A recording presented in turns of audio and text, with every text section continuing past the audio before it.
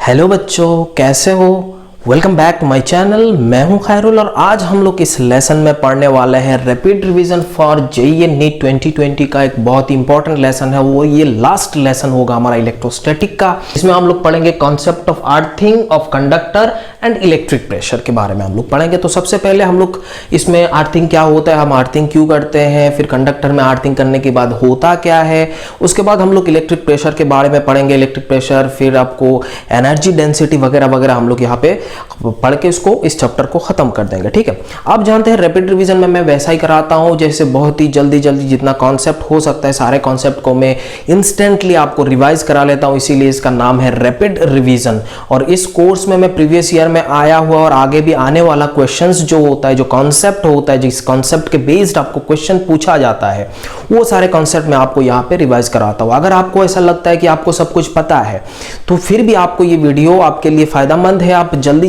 इसको देख लीजिए 1.5x या फिर 2x में उसको देख लीजिए तुरंत, ताकि आपसे कोई कॉन्सेप्ट छूट ना जाए, ये देखने के लिए, है ना।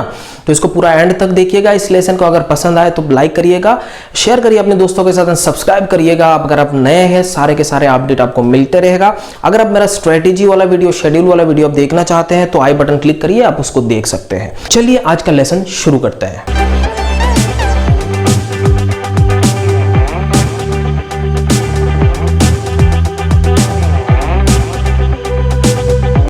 अर्थ होता है एक बहुत ही बड़ा गुड कंडक्टर ऑफ इलेक्ट्रिसिटी, और उसमें क्या होता है, उसका बहुत ही बड़ा सा एक रेडियस के कारण उसमें पोटेंशियल हम एज्यूम करते हैं 0 होता है। बात समझ में, बहुत बड़ा। आप चार्ज कितना कर लोगे, बात समझ में आ रहा है। उसमें आपने चार्ज करा, उसका रेडियस बहुत ही बड़ा है, तो k/r, इसका मतलब क्या हुआ भाई, 0 हो जाएगा। बात समझ में आ रहा है। अगर आप किसी भी कंडक्टर को अर्थ के साथ कनेक्ट कर दे तो होता क्या है, वायर के थ्रू उसमें चार्ज चला जाता है। वो चार्ज क्यों चला जाता है, अर्थ का पोटेंशियल 0 है, तो उस सिचुएशन में इस कंडक्टर का पोटेंशियल वो 0 बना लेता है, अर्थ 0 बना लेता है, उसमें चार्ज फ्लो कर लेता है। बात समझ में आ रहा है। तो यही होता है एक्चुअल में अर्थिंग। तो हमने शुरुआत करने से पहले आपको बता देता हूं ये अर्थिंग करता क्या है, मेक्स 0 पोटेंशियल, क्या बना लेता है, 0 पोटेंशियल ऑफ ए कंडक्टर।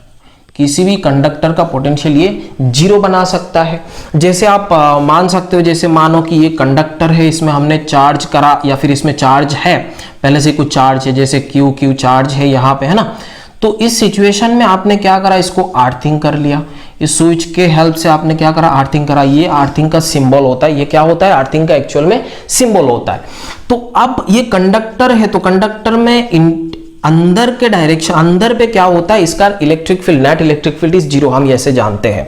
तो इस सिचुएशन में क्या होता है, अगर इसको स्विच ऑन कर लेते हो तो यहां से मान लो इसमें कुछ ना कुछ इसका पोटेंशियल था, that is not equal to 0। Obvious बात है, इसमें आइसोलेटेड सिस्टम में इसका पोटेंशियल 0 नहीं था, कुछ पोटेंशियल था, क्योंकि आपने चार्ज करा था। अगर चार्ज नहीं करते तो पोटेंशियल 0 होता, चार्ज करा, पोटेंशियल इंक्रीज होते गया, है ना।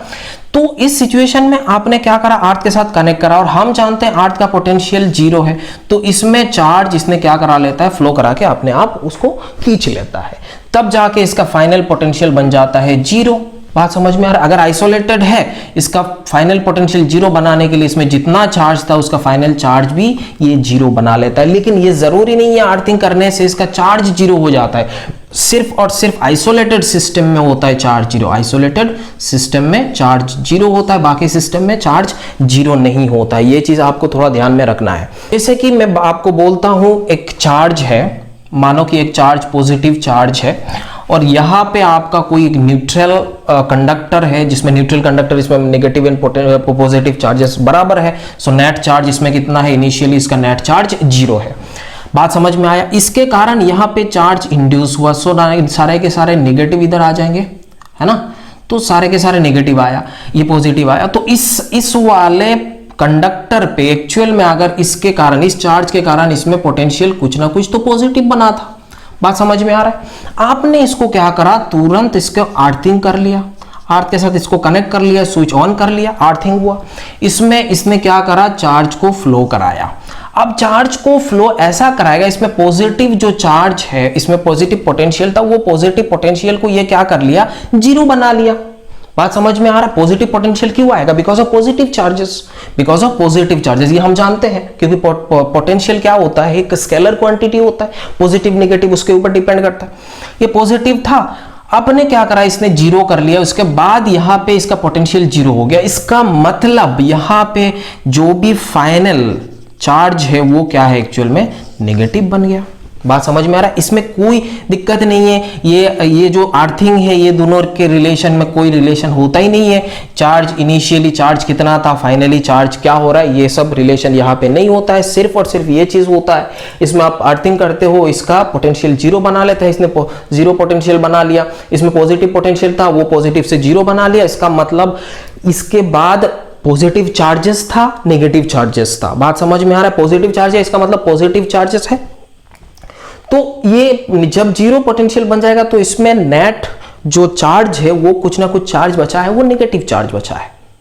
तो इसके कारण इसमें जो भी पोटेंशियल आएगा वो नेगेटिव बन जाएगा। बात समझ में आ रहा है? फाइनल पोटेंशियल नेगेटिव बन जाता है। तो इसके ऐसा सिचुएशन में हम लोग कुछ क्वेश्चन को देखते हैं, इसको थोड़ा इलास्ट्रेशन देख लेते हैं। एक इलास्ट्रेशन देखेंगे, आपको समझ में और आसानी से आने वाला है। उससे पहले मैं आपको एक कॉन्सेप्ट भी और बता देता हूं। मानो कि एक बड़ा सा सेल है, उसके अंदर भी एक छोटा सा सेल है जिसका रेडियस a है, इसका रेडियस b है मान लेते हैं। इसमें आपका चार्ज q है और आपने ये इनर सरफेस को आपने क्या करा, स्विच करा अर्थिंग के साथ, आपने स्विच ऑन करा, तो इससे कुछ ना कुछ चार्ज तो बचेगा। अर्थिंग करने के बाद कुछ चार्ज बचा है, आपको पूछा कि ये चार्ज कितना होगा। तो देखो, हमें अर्थिंग करने का मतलब ये है इसका पोटेंशियल जीरो बनाने का। इसका पोटेंशियल क्या बनाने का, जीरो बनाने का। इसका पोटेंशियल क्या होता है, देखो ये हमारा एक स्फेरिकल है, हॉलो है ना, तो हॉलो में देखो इसके अंदर है, तो इस वाले स्फेयर जो है, जो S1 है ये S2 है। S1 का पोटेंशियल हम लिख देते हैं, पोटेंशियल ऑफ S1। तो इस चार्ज के कारण इसमें पोटेंशियल KQ डिवाइडेड बाय क्या आएगा, B आएगा। क्योंकि हम जानते हैं कोई भी कंडक्टर में, मैंने जैसे आपको पोटेंशियल पढ़ाया था, कंडक्टर बोलो या फिर होलो भी बोलो, होलो मैंने बोला था ना, सॉलिड कंडक्टर, होलो, नॉन कंडक्टर, होलो कंडक्टर, ये सारे में एक जैसा होता है। यहाँ पे कोई इनसाइड देखा जाए और आउटसाइड, ये दोनों का पोटेंशियल क्या होता है, सेम होता है। ये दोनों का पोटेंशियल क्या होता है, तो ये वाला रीजन में इस पॉइंट पे क्या होगा, एग्जैक्टली वही KQ डिवाइडेड बाई ये इसका रेडियस, तो R2 मान लेते हैं। तो वही चीज यहाँ पे हो रहा है। प्लस इसमें चार्ज हम मान ले रहे हैं QE है, तो KQE डिवाइडेड बाई A है, इक्वल्स टू उसका पोटेंशियल जीरो बन गया बिकॉज ऑफ अर्थिंग। तो ये क्या बना, K ने K को मारा और यहां पे आपको QE equals to minus QA divided by B आ रहा है। तो आपको समझ में आया कि इसमें क्या हो रहा है, इसमें क्या हो रहा है, जो Q चार्ज है वो क्या है, नेगेटिव है। जो Q चार्ज है वो क्या है, नेगेटिव है। मैंने आपको इस सिचुएशन में बताया था कि यहां पे क्या हो रहा था, इसमें नेगेटिव चार्ज आ रहा था, फाइनल चार्ज क्या आ रहा है, नेगेटिव चार्ज है। तो यहां से आपको समझ में आ रहा है। फिर आप ऐसे यहां पे इसको नेगेटिव पुट करके भी आप कर सकते हो, उसका सिर्फ मैग्नीट्यूड निकल जाएगा। अगर आपको कंफ्यूजन हो रहा है तो आपको कोई दिक्कत नहीं, आप नेगेटिव पुट करने का कोई जरूरत नहीं है, इसमें आप पॉजिटिव पुट कर लो, आपका आंसर नेगेटिव में आ जाएगा। बात समझ में आ रहा है कि नहीं? एक क्वेश्चन, दो क्वेश्चन करते हैं, आपको और भी समझ में आ जाएगा अच्छे से। जैसे कि बच्चों आपको मैंने बताया था 2 क्वेश्चन करना है। नीट एंड जेई मेंस में उतना डिफिकल्ट क्वेश्चन नहीं पूछता है, एडवांस होता तो अलग बात है, लेकिन जेई मेंस में और नीट में आसान क्वेश्चन पूछता है। ऐसा टाइप का क्वेश्चन है। देखो इसमें कॉन्सेप्ट बिल्डअप होने वाला है आपको। जैसे कि मैंने यहाँ पे एक चार्ज रखा, ये पॉजिटिव चार्ज Q है और यहाँ पे एक कंडक्टर है जिसमें मैंने क्या करा, यहाँ पे इसको चार्ज कर लिया। क्या कर लिया, चार्ज कर लिया, और यहाँ पे कुछ ना कुछ चार्ज बचेगा। अब मैंने पूछा ये चार्ज का वैल्यू क्या है। अर्थिंग करना इसका मतलब इसका पोटेंशियल जीरो बनाना। अर्थिंग करना मतलब इसका पोटेंशियल जीरो बनाना, यही है ना। आइसोलेटेड हो या कुछ भी हो, इसका पोटेंशियल जीरो बन जाता है बिकॉज ऑफ अर्थिंग। हमने क्या करा, इसका पोटेंशियल जीरो बनाना है, तो S का वैल्यू क्या होगा, बिकॉज ऑफ दैट चार्ज इसमें पोटेंशियल कितना होगा, KQ डिवाइडेड बाई D। ये किसके लिए हो रहा है, ड्यू टू दिस चार्ज। अब ये अपने लिए हो रहा है KQE divided by R, and ये पूरा पोटेंशियल अर्थिंग की वजह से हुआ जीरो। K ने K को मारा और QE इक्वल्स टू क्या बचा, QR minus QR divided by D। बात समझ में आया कि नहीं भाई, बोलो। हमेशा वही दिख रहा है आपको, कैसे कैसे मैंने करा। ये एक क्वेश्चन है। दूसरा सवाल में मैंने पूछा, यही सेम कंडक्टर है, यहाँ पे एक चार्ज मैंने D दूरी पे एक चार्ज रखा, यहाँ पे नेगेटिव चार्ज रखा, और मैंने पूछा इस QE का वैल्यू क्या है। आपको वही सेम चीज करना है। इस पे पोटेंशियल देखो, इस S का जो स्फीयर है, जो कंडक्टर है इसका, इस चार्ज के कारण KQ डिवाइडेड बाई D हो रहा है, इस चार्ज के कारण -2KQ डिवाइडेड बाई D, क्योंकि ये भी डिस्टेंस D है, प्लस इस अपने खुद के लिए, यहां पे जो मैं लिखूंगा ये खुद के लिए, यहां पे भी मैंने जो लिखा था ये खुद का है, किसका है? खुद का है। बात समझ में आ रहा है? इसमें भी हम खुद का लिखेंगे KQE divided by R equals to 0, क्योंकि ये अर्थिंग है, ये अर्थिंग है ना।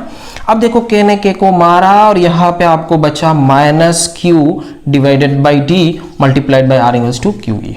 हाँ, तो ये हमने देखा यहाँ पे पॉजिटिव आने का, तो ये आपका बना ये वाला क्वेश्चन। तो अब जैसे देखते हो ऐसा क्या हो रहा है इस सिचुएशन में, आप देखो आपका पोटेंशियल 0 बनाना है। अर्थिंग मतलब पोटेंशियल, किसी भी कंडक्टर का पोटेंशियल 0 बनाना होता है, बस वही करना है। आपका चार्ज, आपको कभी कभी चार्ज पूछता है, बात समझ में आ रहा है? चार्ज कितना हुआ है, इसमें कितना है चार्ज, अब बता दो, बस वही चीज है। अब दूसरी बात यहाँ पे आपको और एक चीज आता है, जैसे a system of parallel plate, a system of parallel plate, यहाँ पे हमारा हेडिंग हो रहा है system of parallel plates। इसको जरा देखना ध्यान से, क्योंकि आपको नेक्स्ट जो हमारा कोर्स आएगा, जो नेक्स्ट जो हमारा चैप्टर शुरुआत होंगे वो parallel plate capacitor. Actually capacitor होते हैं उसमें ज्यादातर मैक्सिमम क्वेश्चंस आपको पूछता है पैरेलल प्लेट कैपेसिटर से। तो फिर भी कोई बात नहीं, यहाँ पे हम लोग प्लेट के बारे में बात करते हैं। मानो कि ये मेरा एक प्लेट है, कंडक्टिंग प्लेट है ना, तो अब यहाँ पे क्या होगा, कंडक्टिंग प्लेट है, इसमें मैंने चार्ज Q1 रखा, इसमें मैंने चार्ज Q2 रखा। अब ये देखो, अगर इनिशियली होता तो हम कोई बात नहीं, इसमें बराबर हम बोल सकते, ऐसा होता तो हम बराबर बोल सकते, इधर Q1 डिवाइडेड बाई 2, इसमें Q1 डिवाइडेड बाई 2, बट ये यहाँ पे चार्ज आ गया, तो इसके कारण क्या होगा, इसमें चार्ज इंड्यूस्ड होगा वगैरह वगैरह, जो भी आए वो सारे चीज आने वाला है यहाँ पे, है ना। पैरेलल प्लेट ऐसे लिखा हुआ है, 2 पैरेलल प्लेट यहाँ पे लिखा हुआ है, दोनों कंडक्टर है। अब देखो यहाँ पे मैंने चार्ज डिस्ट्रीब्यूट करना है, चार्ज यहाँ पे मान लेता हूँ A, यहाँ पे मान लेता हूँ B, यहाँ पे मान लेता हूँ C, यहाँ पे मान लेता हूँ D। ये सारे इलेक्ट्रिक फील्ड, चार्ज का सारे चीज हम लोग का चार्ज कंजर्वेशन करेंगे, फिर इलेक्ट्रिक फील्ड देखना है, इस वाले पॉइंट पे 0 होना है ये चार्ज की वजह से, वगैरह वगैरह सब कुछ करने के बाद हमें आंसर रिजल्ट, मतलब रिजल्ट से हमारा मतलब है जो QA होता है वो इक्वल्स टू QD होता है, और दोनों का पोलैरिटी भी सेम होता है। क्या होता है? QA इक्वल्स टू QD, दोनों का पोलैरिटी सेम होता है, and that is equals to summation of these divided by 2। ये दोनों का जो भी है चार्ज वो डिवाइडेड बाई 2। अगर यहाँ पे तीसरा पैरेलल प्लेट हो जाए और एक पैरेलल प्लेट हो जाए, तो मान लो Q1 Q2, यहाँ पे Q3 है, तो यहाँ पे हम वही लिखेंगे Q1 plus Q2 plus Q3 divided by 2। बात समझ में आ रहा है कि नहीं, बोलिए। अब ये हुआ और ये वाला पता चला, ये वाला पता चला, ये यहाँ पे QB एंड QC दोनों का पोलैरिटी ऑपोजिट होता है, दोनों का पोलैरिटी ऑपोजिट होता है, जैसे हमने इक्वेशन सॉल्व करके देखा था, है ना। अब बात करो, देखो यहाँ पे अगर ये पॉजिटिव हो रहा है मानो, तो ये क्या होगा, नेगेटिव होगा। बात समझ में आ रहा है? हम मान लेते हैं हमारा QA पॉजिटिव है, यहाँ पे वही पॉजिटिव आ रहा है, फिर यहाँ पे नेगेटिव आ रहा है, देन यहाँ पे पॉजिटिव आएगा, क्योंकि ये दोनों का पोलैरिटी सेम होना चाहिए। अगर ये पॉजिटिव है तो इसका इलेक्ट्रिक फील्ड ऐसा है, और हम जानते हैं प्लेट में, इनफाइनाइट प्लेट में हमारा इलेक्ट्रिक फील्ड होता है sigma divided by epsilon not. Sigma equals to क्या होता है, जो भी प्लेट का चार्ज है डिवाइडेड बाई उसका एरिया। अगर इसका एरिया A मान लेते हैं, दोनों का एरिया सेम है, तो हम बोलेंगे QA divided by A divided by epsilon naught. इसमें भी वही सेम है, electric field equals to QD divided by sigma epsilon naught into A, और यहाँ पे जो इलेक्ट्रिक फील्ड होगा वो तो सेम होगा, इसमें इलेक्ट्रिक फील्ड है ना। तो ये इलेक्ट्रिक फील्ड क्या होगा, QB लिखो या फिर QC लिखो, बात तो एक ही है, दोनों का मैग्नीट्यूड सेम है, epsilon not divided by A। बात समझ में आया यहाँ पे प्लेट का। अगर यहाँ पे मैंने एक छोटा सा इलस्ट्रेशन ले लेता हूं, मानो कि ये हमारा प्लेट है, थोड़ा अच्छे से आपको कॉन्सेप्ट बिल्डअप होगा। मानो यहाँ पे -20 माइक्रोकुलम है, और यहाँ पे मैं मान लेता हूं 60 माइक्रोकुलम है, 60 माइक्रोकुलम, छोटा छोटा। अब यहाँ पे चार्ज कितना होगा, ये दोनों का समेशन डिवाइडेड बाई 2, यहाँ पे ऐसे ही है ना, समेशन डिवाइडेड बाई 2। समेशन कितना है, 40 है डिवाइडेड बाई 2, मतलब 20, यहाँ पे पॉजिटिव 20, यहाँ पे पॉजिटिव है, तो इसको बराबर करने के लिए यहाँ पे माइनस क्या हो जाएगा, 40, क्योंकि इसका चार्ज आपको चेक करना है, -20 होना है, दोनों का समेशन, ये दोनों का summation, this plus this equals to this much value होना चाहिए। ये नेगेटिव आ रहा है तो ये पॉजिटिव आएगा, ये वाला पॉजिटिव है तो ये पॉजिटिव आया। बात समझ में आ रहा है? तो इसमें इलेक्ट्रिक फील्ड आप निकाल सकते हो 20 divided by A into epsilon naught. इसमें क्या होगा, इलेक्ट्रिक फील्ड इस डायरेक्शन में 40 divided by A into epsilon not, और यहाँ पे इधर आएगा 20 divided by A into epsilon not. बात समझ में आ रहा है कि नहीं? तो यहाँ पे इलेक्ट्रिक फील्ड ऐसा आता है। बात समझ आया? तो ये सारे चीज हम देखेंगे आगे जाके। यहाँ पे आपका क्वेश्चन दूसरा आ जाता है। ये तो नॉर्मल पैरेलल प्लेट का हमने निकाल लिया, कैसे कैसे चार्ज होता है, कैसे कैसे इलेक्ट्रिक फील्ड होता है। बट अगर हम किसी भी पैरेलल प्लेट को अर्थिंग कर लेते हैं तो क्या होगा, क्योंकि ये वाला अर्थिंग और ये वाला प्लेट का अर्थिंग थोड़ा डिफरेंट है, उसको देखने के लिए मेरे साथ जोड़े रहना पड़ेगा, है कि नहीं, और इसको मिटाना पड़ेगा। हाँ तो बच्चों, जैसे हमारे पास आ गया, यहाँ पे दो प्लेट है जिसका एक का चार्ज Q1 है, दूसरे का चार्ज Q2 है, और यहाँ पे मैंने अलग अरेंजमेंट बनाया। देखो यहाँ पे क्या हो रहा है। अगर ऐसा है, नॉर्मल वाला होता तो हम यहाँ से निकाल लेते वो वाला, लेकिन अगर किसी भी एक प्लेट को मैं अर्थिंग कर दिया, किसी भी एक प्लेट को मैंने क्या करा, अर्थिंग करा और स्विच ऑन कर लिया। बात समझ में आया? तो इसमें होता क्या है, आउटर में सरफेस में चार्ज 0 बन जाता है। आउटर सरफेस में क्या बन जाता है, चार्ज 0 बन जाता है। ये याद रख, किसी भी प्लेट को। बात समझ में आया? किसी भी प्लेट को आप अगर इसमें ऐसा करोगे, अर्थिंग कर दोगे, तो इसका बाहर में ऐसा हो जाता है। बाहर में कर दोगे, यहाँ पे 0 है तो इसका मतलब यहाँ पे प्लस Q1, यहाँ पे प्लस Q1, इसका मतलब यहाँ पे माइनस Q1। तो इसका मतलब ये वाला कोई काम का नहीं है, तो निकम्मा चार्ज हो गया यार। इसका नो सिग्निफिकेंस, इसमें कोई सिग्निफिकेंस है ही नहीं। बात समझ में आ रहा है? इसका कोई सिग्निफिकेंस नहीं है ये वाला चार्ज का। आया बात समझ में? मतलब यहां पे हमारा initial charge and final charge, ये दोनों का कोई संबंध ही नहीं है। बात समझ में? अब देखो यहाँ पे इसका फाइनल चार्ज कितना है, माइनस, यहाँ पे प्लस Q1, तो Q2 का क्या काम है, इसका कोई सिग्निफिकेंस ही नहीं है। बात समझ में आया? इसका कोई सिग्निफिकेंस नहीं है, इसका कोई संबंध नहीं है जब आप अर्थिंग कर लेते हो उस सिचुएशन में। तो पहली बात यहाँ पे हमने क्या सुना कि अगर प्लेट को अर्थिंग करते हैं तो उसका आउटर सरफेस में चार्ज 0 बनता है। दूसरी बात, यहाँ पे जो चार्ज है, फाइनल चार्ज और इनिशियल चार्ज, ये दोनों का कोई संबंध ही नहीं होता है, संबंध टूट जाता है। बात समझ आया? देखो अब यहाँ पे पॉजिटिव है, ये पॉजिटिव है, ये नेगेटिव है, तो इसका इलेक्ट्रिक फील्ड का डायरेक्शन ये है इलेक्ट्रिक फील्ड। तो यहाँ पे इलेक्ट्रिक फील्ड कितना होगा भैया, Q1 divided by A into epsilon not. समझ आया कि नहीं भाई? बोलो। कोई भी चार्ज को आप ले लो, ये वाला इलेक्ट्रिक फील्ड बन जाता है। आई होप इतना तो समझ में आ गया। अब यहाँ पे मैंने और एक प्लेट लिया, ऐसे टाइप का कंडक्टिंग प्लेट है। कंडक्टिंग प्लेट है, इसका मतलब क्या हुआ, इसमें न्यूट्रल है, मानो ऐसा न्यूट्रल प्लेट मैंने लिया। अब इस सिचुएशन में इसका इलेक्ट्रिक फील्ड के पास इसको रख दिया, इलेक्ट्रिक फील्ड में उसको मैंने ऐसा पुट कर दिया। अब क्या होगा, इलेक्ट्रिक फील्ड इस डायरेक्शन पे, इसमें न्यूट्रल है, जो नेगेटिव चार्जेस इस डायरेक्शन पे आ जाएंगे, सारे के सारे इंड्यूस हो गया, इधर पॉजिटिव आ जाएंगे, इधर ऐसे ऐसे पॉजिटिव आ गया। बात समझ में आया? फिर भी हमारा ये कंडक्टर है, तो इसमें इंटरनली जो हमारा इलेक्ट्रिक फील्ड है वो कितना है, 0 होना है। अब वो कैसे बनता है भाई, देखो जरा। मान लेते हैं यहाँ पे एक पॉइंट है, जैसे ए पॉइंट, ए यहाँ पे लिख दिया, इसको हम मान लेते हैं पी पॉइंट। इसको क्या मानते हैं, पी पॉइंट है।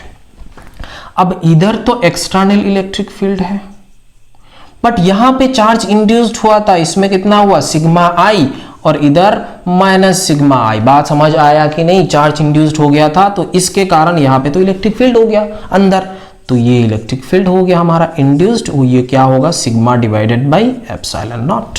बात समझ आया कि नहीं? अब कभी कभी आपको पूछ सकता है कि ये का इसका इंड्यूस्ड चार्ज का डेंसिटी बताओ, इस प्लेट में क्या हो सकता है। तो सिंपल है, हमने करा। अब देखो, net electric field equals to क्या है, एक्सटर्नल इलेक्ट्रिक फील्ड माइनस ये इस डायरेक्शन पे उसका magnitude I divided by epsilon not. Simple है। अब ये इक्वल्स टू 0 होना है, क्योंकि ये ऐसा कंडक्टर है। अब ये लिख सकते हो यहाँ पे ऐसे external multiplied by epsilon not, ये हो जाता है इंड्यूस्ड चार्ज डेंसिटी। ये क्या है, इंड्यूस्ड चार्ज डेंसिटी। अब यहाँ से और भी चीज है, जैसे हम लोग डाइलेक्ट्रिक कांस्टेंट वगैरह वगैरह पढ़ते हैं, वो अलग चीज है, वो हम बाद में पढ़ेंगे। कैपेसिटर चैप्टर में हम लोग कैपेसिटेंस में हम लोग उसको पढ़ने वाले हैं, डिटेल में पढ़ेंगे। बात समझ में आया?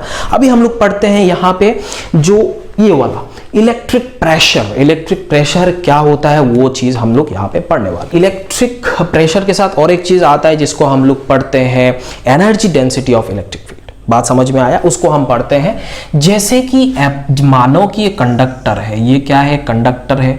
इसको आपने चार्ज करा तो यहाँ पे चार्ज सारे ऐसा आउटर सरफेस में ड्यू टू म्यूचुअल रिपल्शन सारे के सारे चार्ज बाहर चले जाते हैं। बात तो समझ में आया? अगर मैंने यहाँ पे एक छोटा सा ऐसा पार्ट लिया, छोटा सा, है ना, तो हम जानते हैं ये सारे चार्ज के कारण यहाँ पे एक रिपल्सिव फोर्स आएगा। बात समझ में आ रहा है? ये सारे चार्ज मिलके इसको धक्का मार रहे होंगे, that is called repulsive force. अब वो रिपल्सिव फोर्स के कारण यहाँ पे एक प्रेशर जनरेट होता है। क्या जनरेट होता है? एक प्रेशर जनरेट होता है, and that pressure is called electric pressure. But आपको मैं बता दूं, ये इलेक्ट्रिक प्रेशर का वैल्यू होता है half sigma square divided by epsilon not.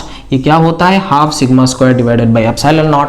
और भी आपको एक चीज बता दूं, ये कंडक्टर है, इसके अंदर में इलेक्ट्रिक फील्ड 0 होता है। बात समझ में आ रहा है कि नहीं भाई? लेकिन ये वाला जो एक्सप्रेशन मैंने आपको बताया था, this is only valid for conductor, only valid for conductor, या फिर बोल सकते हो मेटल। कंडक्टर है, मेटल है, एक ही बात है। या फिर आप बोल सकते हो एक ऐसा सरफेस जिसका इनसाइड इलेक्ट्रिक फील्ड इज 0। क्या है? इनसाइड इलेक्ट्रिक फील्ड इज 0, ऐसा होना चाहिए। बात समझ आया? ऐसे के लिए होता है। दूसरा, हम यहां से जानते हैं, जैसे हम लोग देखो आउटर सरफेस में कोई भी कंडक्टर है, जस्ट बाहर इसका अगर इलेक्ट्रिक फील्ड निकाला जाए, इसका ऐसे इलेक्ट्रिक फील्ड होता ना, तो ये सारे इलेक्ट्रिक फील्ड अगर निकाला जाए तो वो क्या होता है? Net electric field equals to sigma divided by epsilon not. Sigma divided by epsilon not, तो sigma can be written as, ये वाला कौन सा है? Just outside. ये कौन सा है? Just outside. बेटा यहाँ पे ये मत लिख देना कि ये अंदर वाला, सब बोल सो यहाँ पे तो 0 है। नहीं, ये कौन सा है? ये ई नेट, जस्ट आउटसाइड। बात समझ में आ रहा है? बाहर। तो सी ई इंटू ई ऐसा लिख सकते हैं। अब इसको ऐसे लिखो, इसको रीअरेंज कर लो, एप्सिलॉन नॉट स्क्वायर मतलब epsilon not into E square. ये भी पीई है, ये भी पीई है। आप इसको ऐसे भी लिख सकते हो, electric pressure.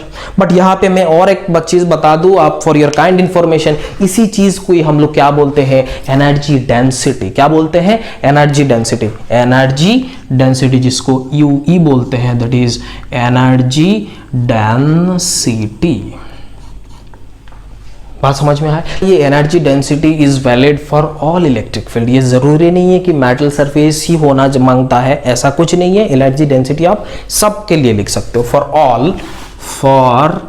All electric field energy density can be written as UE equals to half, वही सेम चीज एप्सिलॉन नॉट ई स्क्वायर, या फिर आप बोल सकते हो sigma square divided by 2 epsilon naught. यही चीज आप लिख सकते हो यहाँ पे।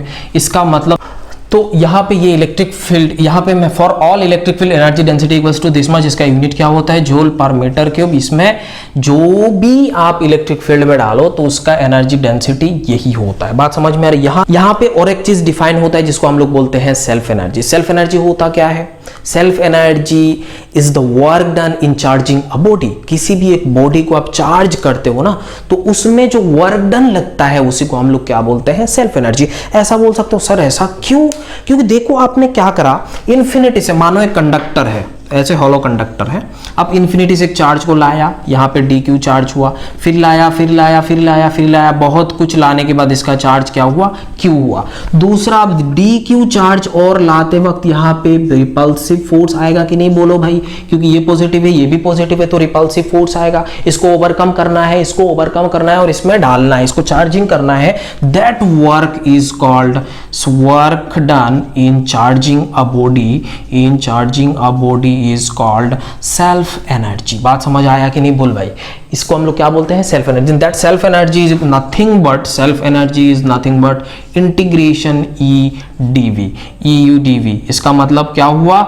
ये आपका एनर्जी डेंसिटी है और ये आपका वॉल्यूम है, क्योंकि हम जानते हैं एनर्जी डेंसिटी क्या होता है? Energy per unit volume, energy per unit volume. यहाँ पे अगर ये आप ऐसा लिख सकते हो, integration half epsilon naught E square into DV. अगर ये कांस्टेंट है, इसको बाहर कर दो, डीवी को इंटीग्रेट कर दो, बात खत्म। बात समझ में आया, ये सेल्फ एनर्जी होता है। तो यहाँ पे दो चीज और आता है, self energy of A uniformly charged metal या फिर कंडक्टर ऐसा बोल सकते हो। और उसका वैल्यू क्या होता है, एक मेटल है, चार्ज्ड मेटल है, चार्ज्ड मेटल स्फेयर है, जैसे कि हम लोग स्फेयर के बारे में बात कर रहे हैं। सेल्फ एनर्जी ऑफ ऐसा लिख सकते हैं, self energy of uniformly charged metal sphere. इसमें क्या होता है, ये कंडक्टर है तो उसका एनर्जी सेल्फ एनर्जी होता है के Q square divided by 2r। अगर उसी self energy of uniformly charged non conducting sphere अगर पूछा जाए, फॉर नॉन कंडक्टिंग के लिए क्या होगा, वो सेल्फ एनर्जी इक्वल्स टू से नॉन कंडक्टिंग में क्या होता है, इनसाइड दैट बॉडी उसमें भी इलेक्ट्रिक फील्ड है। एक्चुअल में यहाँ पे जो एनर्जी है वो stored form in the form of electric field.